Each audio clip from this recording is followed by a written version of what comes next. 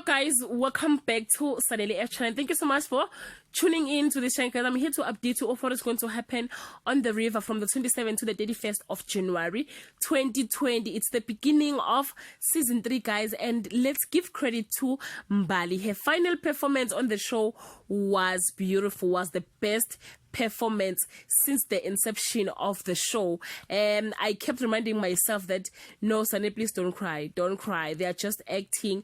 It's just a story. It felt so real, guys, and I cried. As for Olivia, guys, she is a true definition of Ufaro from the Bible, because she's not going to change anytime soon. But she's not going to change, guys. Please check the TSS below and leave just one word for Mbali on the comment section. Till we meet again, I love you so much, guys. Bye.